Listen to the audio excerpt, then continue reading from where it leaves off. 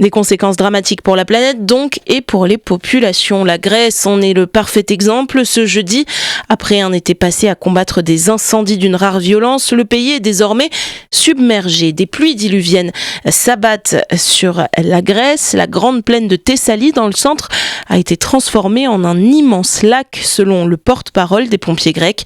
Des opérations de sauvetage sont d'ailleurs toujours en cours pour retrouver des habitants bloqués dans plusieurs villages. Le centre de la Grèce, c'est là où on se rend ce midi. Notre correspondante Angélique Kourounis est sur place. C'est la Magnésie, dans le centre du pays, qui a été la région la plus touchée. 600 à 800 mm d'eau y sont tombés en moins de 24 heures, un phénomène inédit dans les données du pays depuis 1955. La ville portuaire de Volos est désormais sinistrée. L'électricité est coupée depuis mardi soir.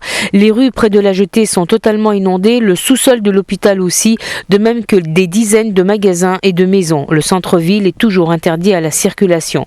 Sur le mont Pélion, qui jouxte la ville, plusieurs villages sont inondés. Il y a eu de nombreux glissements de terrain et les torrents d'eau qui arrivent de la montagne sur les plages ont piégé des dizaines de touristes et de vacanciers.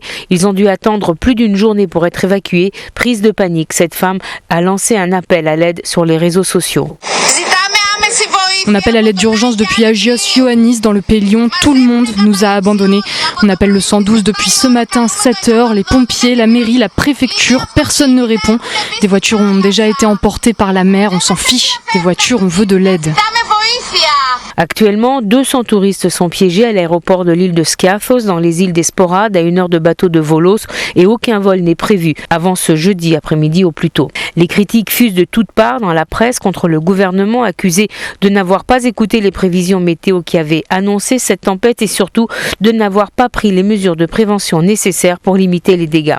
Face à ces critiques, le porte-parole du gouvernement conservateur a reconnu que les infrastructures du pays devaient être réorganisées, mais uniquement à cause de la crise climatique qui a changé la donne. Athènes, Angélique Kourounis pour Média.